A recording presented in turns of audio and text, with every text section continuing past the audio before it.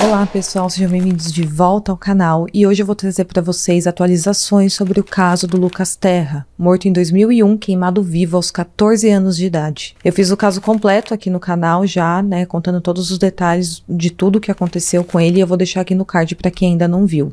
Esse mês aconteceu o júri popular desse crime, que aconteceu há 22 anos, então são 22 anos de impunidade e espera.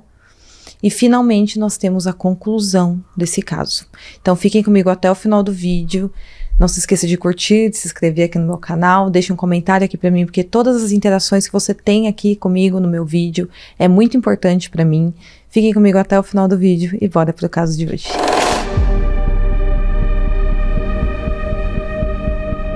Tudo aconteceu em março de 2001 com o Lucas Terra, que era um membro ativo da Igreja Universal do Reino de Deus. Para quem não se lembra do caso, o Lucas, após ir a uma sede da Igreja Universal, ele desapareceu e depois de alguns dias foi encontrado queimado vivo. E os principais acusados são pastores da Igreja Universal. É dito por um dos acusados, pelo pastor Silvio Galiza, que o Lucas flagrou uma relação sexual entre os pastores Joel Miranda e Fernando Aparecido da Silva dentro do templo da igreja localizada no bairro do Rio Vermelho, em Salvador. E por isso ele foi abusado, colocado em uma caixa de madeira, onde foi queimado em um terreno baldio na Avenida Vasco da Gama. Tudo isso com a ajuda do Silvio Galiza. O Silvio Galiza já foi condenado, teve sua pena reduzida e acabou solto em liberdade condicional em 2012. E na época dos fatos, o Silvio Galiza era muito próximo do Lucas Terra. E ele até inventou um cargo para o Lucas Terra na igreja. Tudo para manter o menino próximo ali dele. Quem conhecia o Lucas falava como que o Silvio Galiza era obcecado pelo menino, como ele tinha ciúmes do Lucas e tentava afastar ele dos amigos e até da namorada que o Lucas tinha. O Silvio foi o primeiro acusado e foi preso, e foi ele quem contou para a justiça sobre o envolvimento dos outros dois pastores no crime e também sobre a motivação do crime. Então os acusados são 3 pastores da Igreja Universal do Reino de Deus. E para vocês relembrarem dos fatos, eu vou repassar aí o histórico.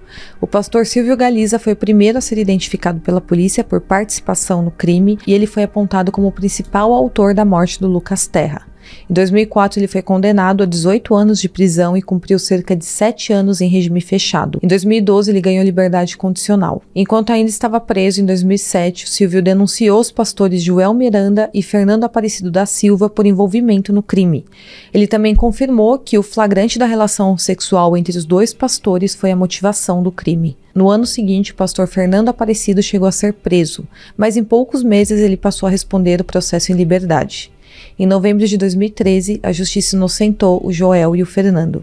A família do Lucas recorreu à decisão e em setembro de 2015, os desembargadores do Tribunal de Justiça da Bahia decidiram por unanimidade que os 2 pastores fossem a júri popular. Em 2018, o ministro do Supremo Tribunal Federal, Lewandowski, anulou por falta de provas o processo que envolve a participação do Fernando Aparecido da Silva na morte do Lucas. Porém, em novembro de 2020, a segunda turma do Supremo Tribunal Federal decidiu que os pastores iriam sim a júri popular. O Joel Miranda, na época do crime, era pastor da Igreja Universal do Rio Vermelho, onde tudo aconteceu, e após o crime ele se mudou para o Rio de Janeiro, onde até 2022 comandava uma outra igreja também da Universal.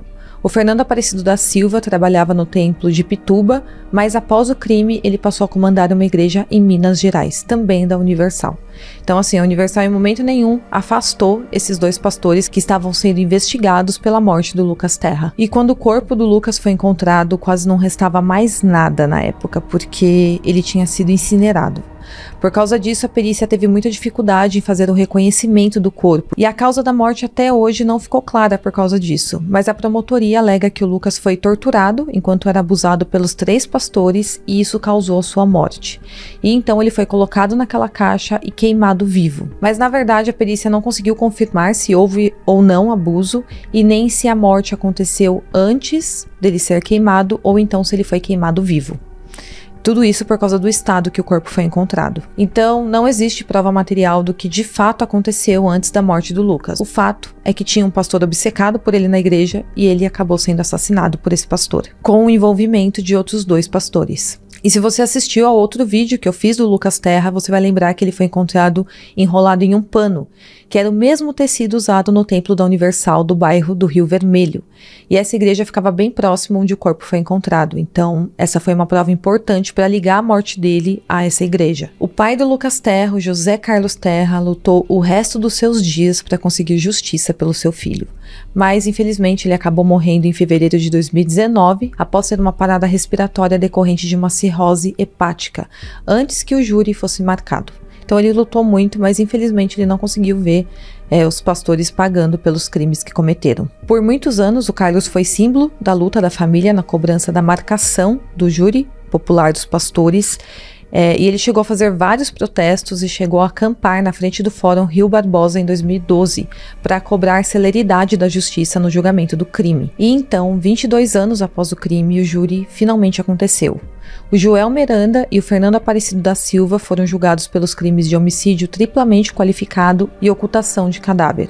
Os 3 agravantes para homicídio são motivo torpe, emprego do meio cruel e a impossibilidade de defesa da vítima. A defesa dos pastores disse em nota estar convicta da inocência deles e que não há provas ou indícios contra os 2 pastores. O Ministério Público da Bahia, responsável por oferecer a denúncia à justiça, não informou se eles também seriam julgados por abuso sexual, porque, como eu falei na época, o Departamento de Polícia Técnica não conseguiu constatar o abuso nos exames de necrópsia.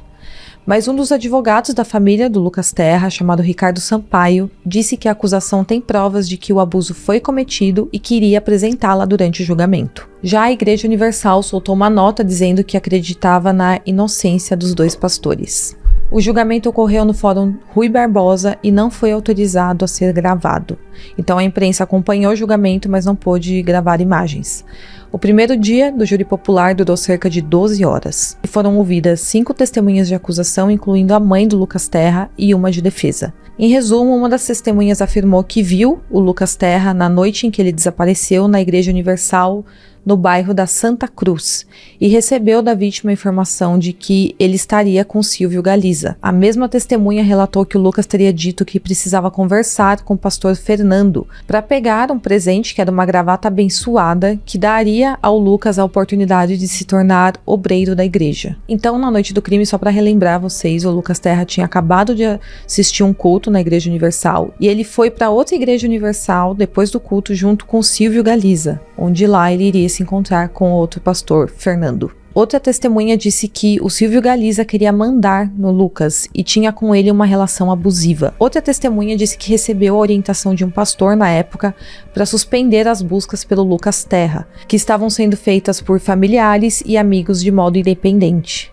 A última testemunha da acusação foi a Marion Terra, que chorou muito durante o julgamento e falou que o filho tinha uma relação próxima com a religião desde criança e que era extremamente obediente aos mais velhos, incluindo as pessoas da igreja. A primeira testemunha de defesa do Joel, que é outro pastor da igreja, também foi ouvida no primeiro dia do júri e negou ter ordenado a suspensão das buscas pelo Lucas Terra. Segundo um dos advogados da acusação, a testemunha de defesa apresentou contradição na sua fala. Por isso, os advogados da acusação pediram a cariação, ou seja, que a testemunha prestasse um novo depoimento. No segundo dia do júri, que durou cerca de 10 horas, as esposas dos 2 pastores testemunharam a favor deles. A advogada de acusação disse que foram encontradas contradições no depoimento da esposa do pastor Fernando Aparecido da Silva, e essas contradições foram identificadas quando a esposa do Fernando disse que já havia encontrado com Lucas Terra em Copacabana, no Rio de Janeiro. Porém, consta nos autos do processo que, em depoimentos anteriores, ela alegou que não se lembrava se já tinha tido contato com o Lucas. Então teve essa contradição aí no depoimento dela. A defesa dos réus focou em demonstrar como era a rotina dos pastores na semana que o Lucas desapareceu e foi encontrado morto.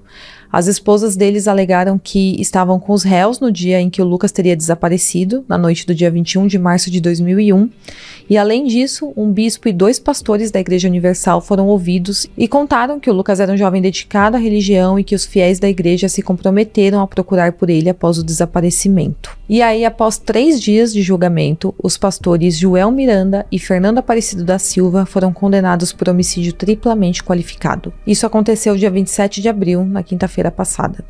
Cada um teve a pena principal de 18 anos de prisão em regime fechado e os agravantes por motivo torpe, emprego de meio cruel e impossibilidade de defesa da vítima, elevando as penas para 21 anos de prisão. Porém, mesmo esse caso tendo levado 22 anos para ter uma conclusão, o Ministério Público da Bahia definiu que os criminosos podem recorrer a essa decisão em liberdade, por incrível que pareça. Eles também foram condenados pela ocultação de cadáver, porém, como o crime já prescreveu, os anos de condenação acabou ficando fora da pena.